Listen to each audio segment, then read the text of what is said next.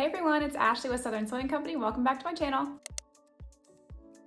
This week, I'm so excited to share the answers to the most asked questions that I receive about how to hand embroider a swaddle blanket. Each day, I'm answering a new question from viewers just like you that I receive via email, DM, Pinterest, all the places. So years ago, I wanted to create a beautiful keepsake for my son, but we just didn't have the money to do it. So I found an inexpensive swaddle at a thrift store and I hand wrote his name on it with an ink pen, might I add, and hand embroidered his name. And while it did turn out beautifully and he still uses it to this day, it definitely wasn't what it could have been. I've spent years working through trial and error on what works and what doesn't work with the swaddle blankets, and I'm eager to share all of the things with you. Today I'm sharing an answer to a question from Jessica at Liberty Lane Blossoms, and she reached out to me via Instagram and said after hand embroidery that her swaddle blanket just kind of looked saggy, quote unquote, her words, not mine. That was the perfect description word, and I kind of knew exactly what she was referring to. The best guess that I could come up with was having issues with tension. Hoop tension is definitely something that I get lots of questions about,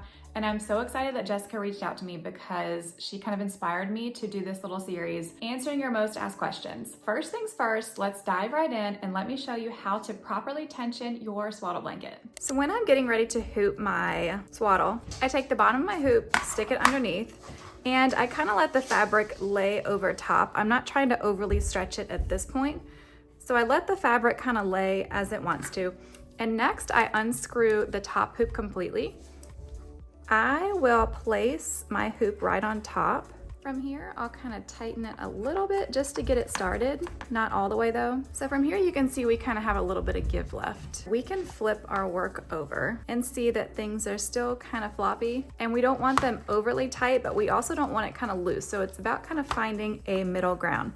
So I'm gonna gently pull, not too much, but just enough to kind of smooth things out. So this is a little bit better. This isn't too tight, but it's not too loose. So keep in mind, however tight your tension is, when you take off your hoop, your swaddle blanket is gonna wanna naturally kind of bounce back. So the tighter that you have it, the more stretched out your stitches are gonna be. So when you let go of your swaddle, or when your hoop lets go of your swaddle, it's gonna bounce back. The next thing I wanted to share is when your work is way too tight, like I was just talking about, and your stitches are gonna all bounce back after you unhoop it. Let me show you what that looks like. So if your work is way too tight, you'll physically feel this being stiff, and if you cannot pull it anymore in any direction, it is way too tight. You can also see how magnified these lines are compared to right here, which is what it will look like when the hoop comes off. Thank you, Jessica, for your question. I sometimes forget how difficult swaddle material is and how difficult it can be to work with. So I hope this post helped you directly and anyone else that was having the same problems that you were. So if you still have questions, please leave them below and stay tuned tomorrow because I am sharing a little bit more about a contraption that you might see me use in all of my personalized items. If you'd like to learn how to embroider a swaddle blanket, check the description box below for a link, and don't forget to subscribe for updates for new videos. See you soon.